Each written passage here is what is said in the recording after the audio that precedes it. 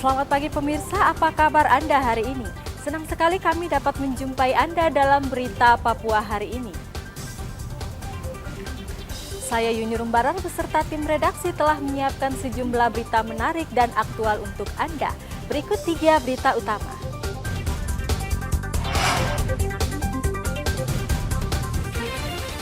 Bentrok 2 kelompok warga di Mimika kembali pecah.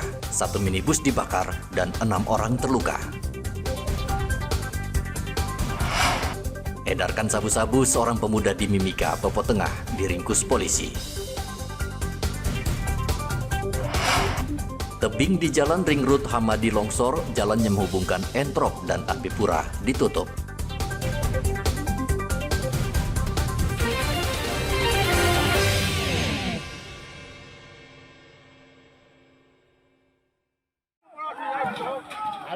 Dua kelompok warga di Mimika, Papua Tengah kembali bentrok di Jalan Hayatubun pada hari Minggu.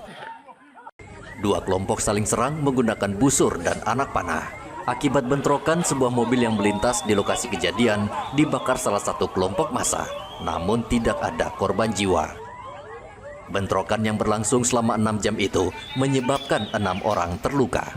Kapolres Mimika AKBP Bilanda Hildiario Budiman mengatakan bentrokan dikarenakan sejumlah orang yang tengah memetik buah pinang terkena anak panah.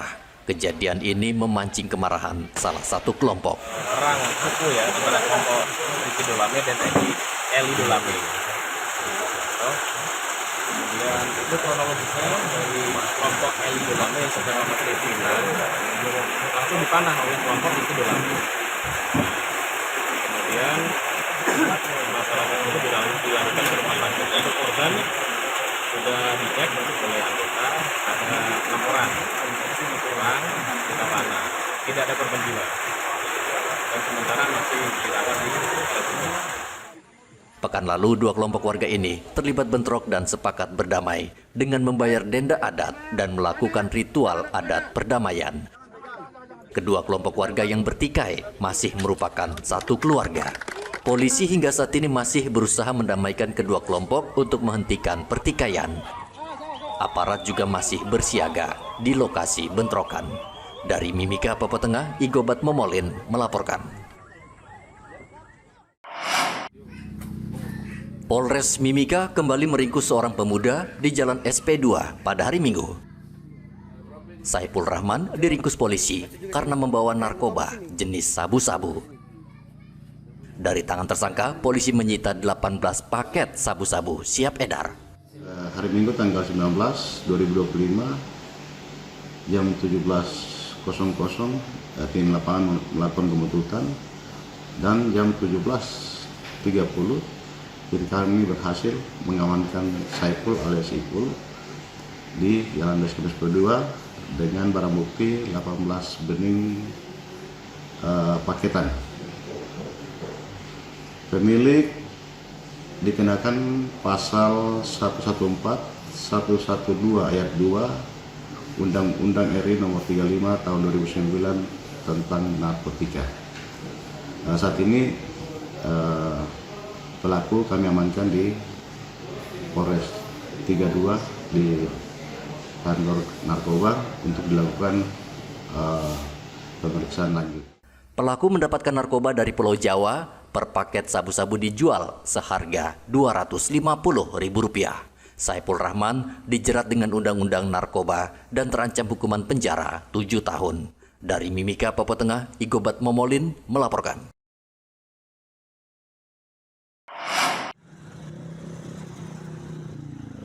Badan Penanggulangan Bencana Daerah Papua menutup akses sementara Jalan Ring Road Hamadi guna mengantisipasi longsor perbukitan yang menghubungkan distrik Jayapura Selatan dan distrik Abepura.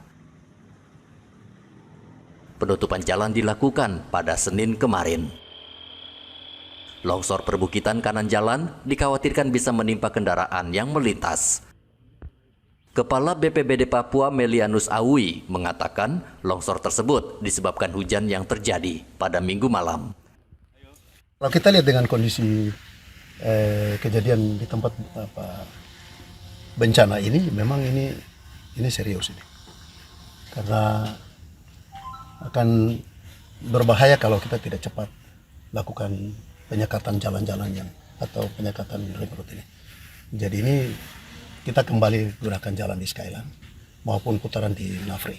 Kalau mau akses mau ke Abepura atau ke Jayapura maupun ke pasar. Jadi hari ini kita tutup. Karena kita lihat dengan kondisi batu-batu yang gantung ini sangat berbahaya. Nah, yang lebih bahaya lagi kalau memang ada hujan. Itu sangat berbahaya sekali. Sehingga kita langsung lakukan penyekatan dari pihak kepolisian supaya jangan ada akses yang terbuka aktivitas melewati jalan ini lagi. Ini akibat daripada hujan-hujan terus, air dilakukan debit air yang begitu tinggi atau hujan sehingga terjadi penumpukan dan dia mengakibatkan bisa terjadi longsor pada posisi. Akibat penutupan jalan ini, kendaraan yang akan menuju ke distrik Jayapura Selatan harus melewati jalur Skyland. Dari kota Jayapura, Papua, Hendra melaporkan.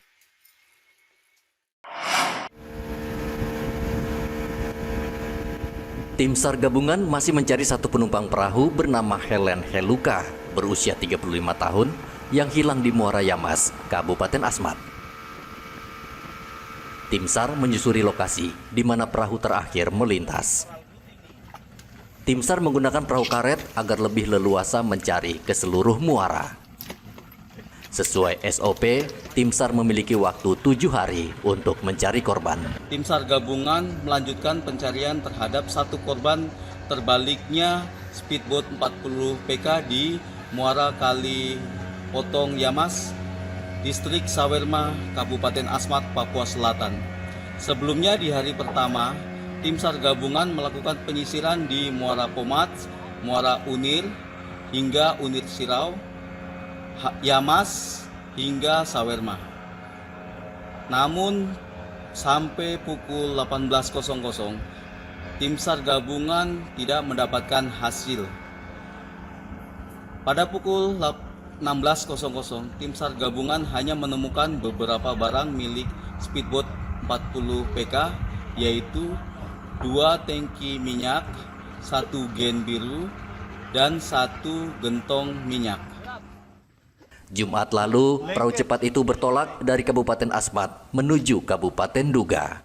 Namun di Muara Yamas, perahu dihantam gelombang tinggi dan terbalik. 1 orang berhasil selamat, namun seorang lagi hingga kini belum ditemukan. Dari Asmat, Papua Selatan, Igobat Momolin melaporkan.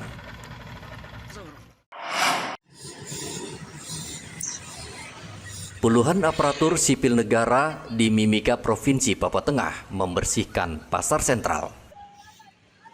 Pembersihan pasar dilakukan karena banyak sampah yang tidak diangkut oleh petugas kebersihan. ASN tidak segan-segan membersihkan berbagai sudut pasar, termasuk mengangkut sampah dari parit hingga menyapu area pasar. Sampah yang terkumpul kemudian dibuang ke tempat penampungan sementara yang telah disediakan. Jadi ada beberapa kedai ya, dan pasar baru, kita pula di tempat-tempat lain. Ada di pasar lama, terus setiap itu dia membersihkan area titiknya masing-masing. Diberikan oleh tujuh bupati harus bersih. Nah, apa yang dapat dari pemerintah Kabupaten Mimika diharapkan supaya pasar selalu bersih dan indah. Dilihat oleh masyarakat luas. Mudah-mudahan kita selalu ada dalam kerja bersama di khususnya di tempat-tempat wilayah umum macam pasar, jalan-jalan di lingkungan agar pedagang harus membuang sampah di tempat yang sudah disediakan oleh pemerintah, karena dilihat dari sampah yang bertebaran ini sangat banyak. Jadi diharapkan kepada pedagang untuk membuang sampahnya di tempat yang disediakan pemerintah. Pasar sentral yang biasanya terlihat kotor kini lebih bersih. Pedagang dan warga kini menjadi lebih nyaman berbelanja. Bapenda Mimika meminta semua pihak menjaga kebersihan pasar dengan tidak membuang sampah sembarangan. Pasar sentral menjadi salah satu lokasi yang dijadikan pemerintah untuk mendapatkan pendapatan asli daerah. Dari Mimika, Papua Tengah, Igobat Momolin melaporkan.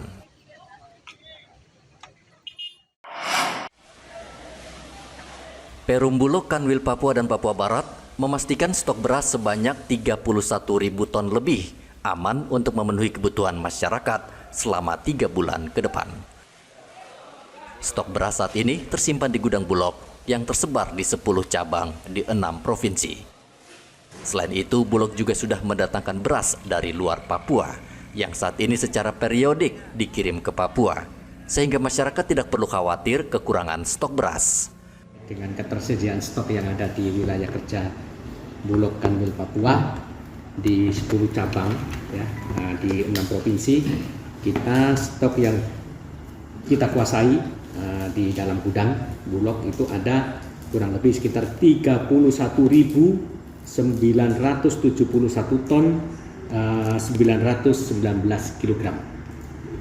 Nah, ini stok ini cukup sampai dengan 3 bulan ke depan.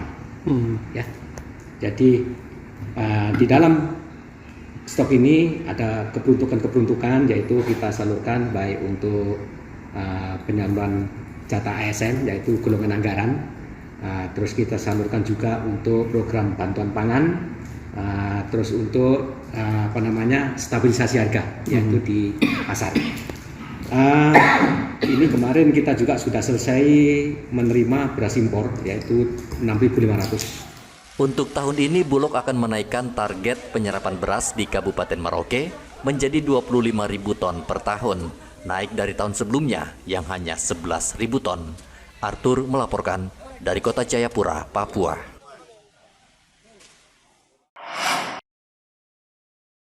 Untuk meningkatkan pendapatan asli daerah, Dinas Pariwisata Kota Jayapura mengoptimalkan penarikan retribusi di 5 objek wisata.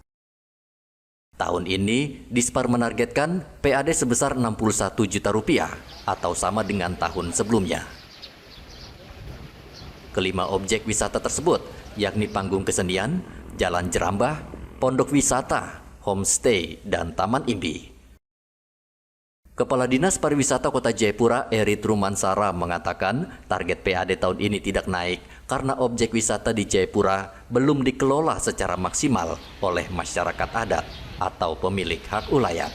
Kendati demikian, pemerintah sudah membangun infrastruktur memadai di 5 objek wisata tersebut, seperti penerangan, akses jalan, dan fasilitas pendukung. Kita ada beberapa potensi objek retribusi yang kita pungut, yaitu yang pertama adalah panggung pertunjukan, yang kedua Taman Imbi, kita punya Imbi Creative Space, terus panggung pertunjukan yang ada di Hamadi dan juga di bawah jembatan Yotefa atau jembatan Merah, terus kita punya Jerambah, terus kita punya pondok wisata atau homestay dengan kalau sesuai Perda dengan kapal perahu wisata, ya, dengan gazebo. Itu saja yang kita Dinas Pariwisata Kota Jayapura kelola 5 objek retribusi. Target 2025 sama dengan target 2024, 61.680.000, dan untuk tahun 2024 kita over target ada kurang lebih 5 juta dari target 61.680.000. Kepala Dinas Pariwisata berharap kerjasama yang baik dengan masyarakat adat pemilik hak ulayat untuk meningkatkan pendapatan asli daerah Kota Jayapura dari sektor pariwisata agar kesejahteraan rakyat meningkat. Dari Kota Jayapura, Papua, Hendra melaporkan.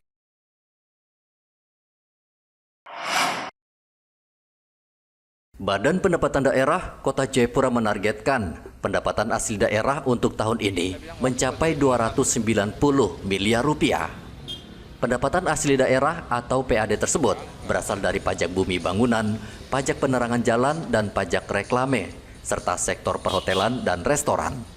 Kepala Badan Pendapatan Daerah Kota Jayapura, Robi Kepas Awi, mengatakan target PAD tersebut naik 23 miliar dibandingkan tahun sebelumnya, sebesar 267 miliar rupiah.